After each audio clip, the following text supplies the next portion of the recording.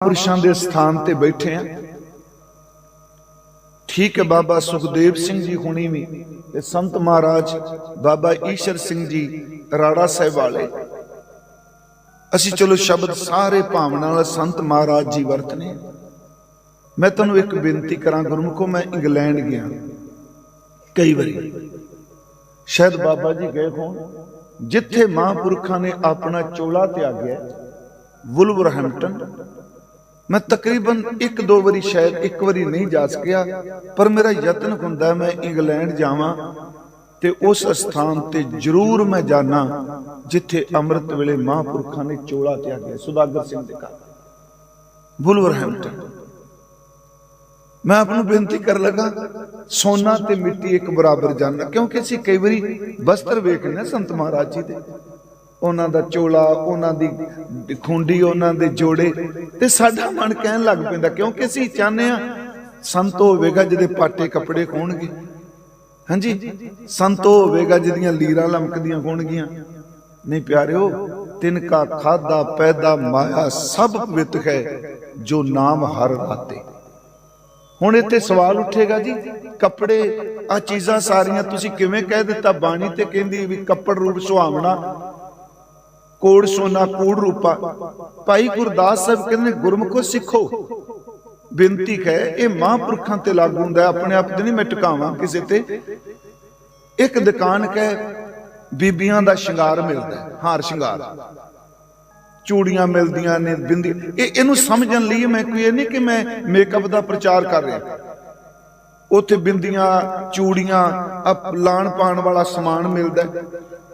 हुण उसे दुकान तो एक कपड़े वो चीज़ां खरीदण जांदी है जिन्हें सुहागण बनना है, उहदा विआह है, पति दे घर जाना है, ईमान नाल जाना है, वो सुहाग दा समान खरीदी है।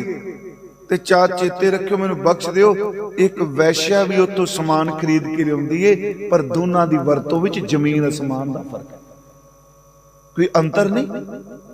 एक दी चौक है सुहागण, सच्ची मुच्ची सतवंती है, ते दूसरे पासे एक वो है जिन्हें सिर्फ वासना विच मस्त रहना है। मैं आपनू बेनती करा, मैं संत महाराज जी दे उत्थे मैं साउथ हाल गया, उत्थे एक प्रधान सन बचित्र सिंह जी। उंज आप जी नूं पता होना है कि जदों किसी महापुरख दी एक तां हाथ जोड़ के बेनती है, इनू आपां कहांगे जी फिर सच कौन बोलेगा जी, यत्न करो बुरे बंदे दी बुराई भी ना करिए। ये मैं ढेंदी कला दी गल नहीं कह रहा, आपां कहांगे जी सच कौन बोलेगा। सच दा मतलब ये नहीं हुंदा किसी दी बुराई दा पता लग जाए ते लोकां विच भंडिए, ते अपनी बुराई साडे चों खुद मौजूद है, पर लोकां नूं पता नहीं ते असीं अपने आप नूं वड्डे समझी जाइए। हम नहीं चंगे, बुरा नहीं कोई। महाराज ने इत्थों तक शब्द वरते, तो दीवाना जानिए जा भय दीवाना होए।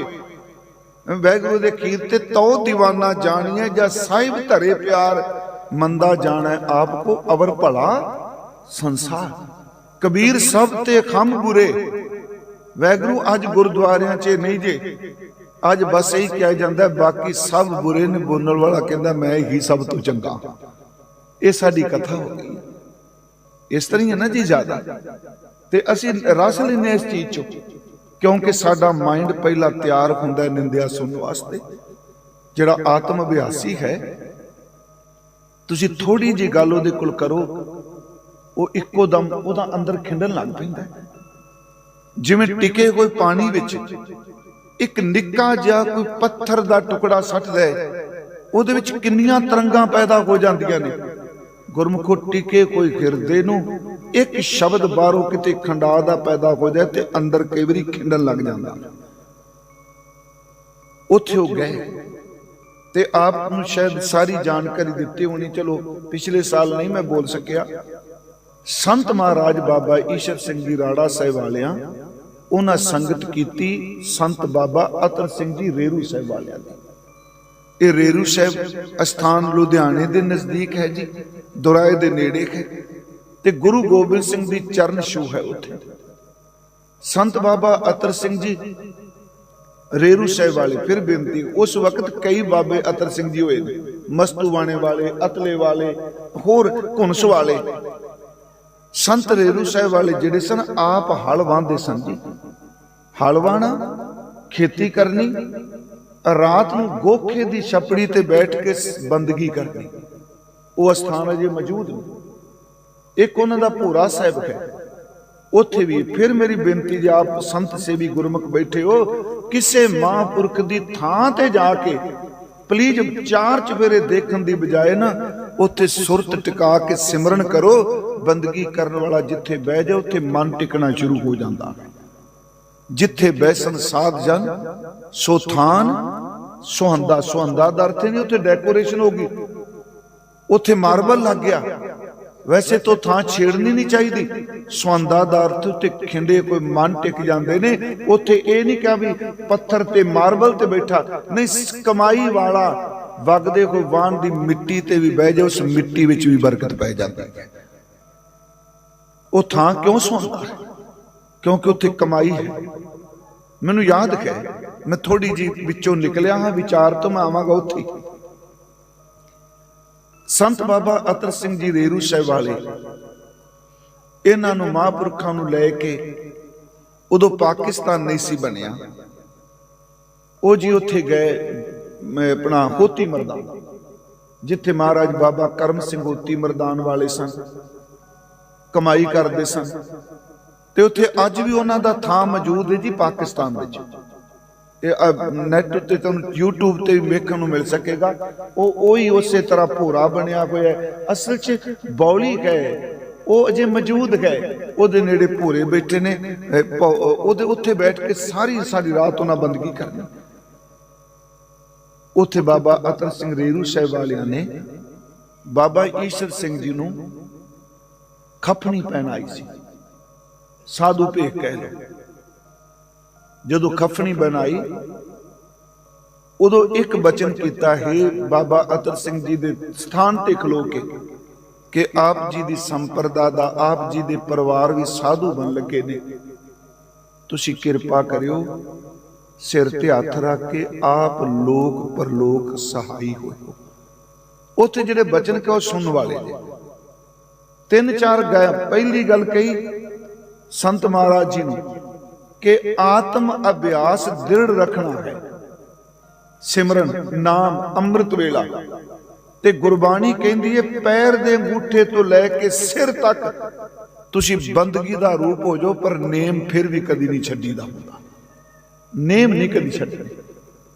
पहला बचन क्या जी, तुसी अपनी जिंदगी च नेम आत्म अभ्यास दृढ़ रखना है। दूजी गल, कदी भी किसे अगे हथ अड के तली अड के कुछ मंगना नहीं। परोपकार दी खातर भी मंगया होया आत्मा उत्ते बोझ पा देंदा है।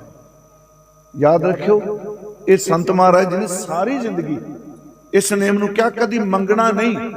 कई कहते परोपकार दी खातर भी मंगया होया अंदर बोझ पा दिंदा है। तीजी गल कही कि परमात्मा रब तो बिना किसी बंदे दी कदी मुथाजी नहीं करनी। आपको पता होना चाहिए संत महाराज जी ने कपड़े उन्होंने बिस्तर उन्होंने देखो, पर सारी जिंदगी कदी उन्होंने माया वाले पासे सवाल ही नहीं पीती।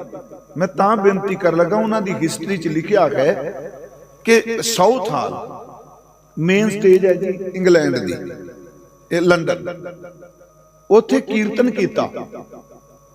10,000 पाउंड होया जी, 10,000 पाउंड। उस वेले की मैं गल कर रहा। उत्थों के प्रधान सन बचित्र सिंह होनी। वो जदों मैं गया बड़े बुजुर्ग हो चुके सन, लंगर वरतांदे प्रसाद वरतांदे हुंदे सन। ते मेरा चित्त कीता मैं इन्हां तो पुछां, क्योंकि इन्हां दा नाम लिखिया। वो 10,000 पाउंड इकट्ठा होया। संत महाराज जिथे रुके सन, वो प्रधान वो कमेटी लैके चली गई कि संत महाराज जी लो जी ये माया हुई है जी। महाराज संत महाराज मुस्करा पे कहंदे ने जी सानू तो हुक्म नहीं जी, असीं तां कीर्तन करने, सानू हुक्म नहीं है। कहने लगे नहीं जी लै जाओ, कर्मसर लंगर चल जाएगा। संत महाराज मुस्करा के कहंदे कर्मसर दा लंगर ते इत्थों दे लंगर विच फर्क है। ਇਹ ਗੁਰੂ ਨਾਨਕ ਸਾਹਿਬ ਦਾ ਲੰਗਰ ਨਹੀਂ, ਇੱਥੇ ਜੋ ਤੁਸੀਂ ਲਾਇਆ ਪੜੇ, ਕਿਉਂਕਿ ਉੱਥੇ ਇੰਨਾ ਮਿੱਠਾ ਬੋਲਦੇ ਸਨ ਜੀ, ਇੰਨੇ ਉਹਨਾਂ ਦੇ ਮਿਠਾਸ ਭਰੇ ਬੋਲ ਨਹੀਂ ਸੀ। ਤੇ ਮੈਂ ਸੱਚੀ ਕਹਿਣਾ ਸੀ, ਬੋਲ ਪੈਨੇ ਸਖਤ ਵੀ ਇੰਨੇ ਮਿੱਠ ਬੋਲੜੇ। ਉਹਨਾਂ ਕਿਹਾ ਜੀ ਇੱਥੇ ਲੰਗਰ ਗੁਰੂ ਦਾ ਨਹੀਂ,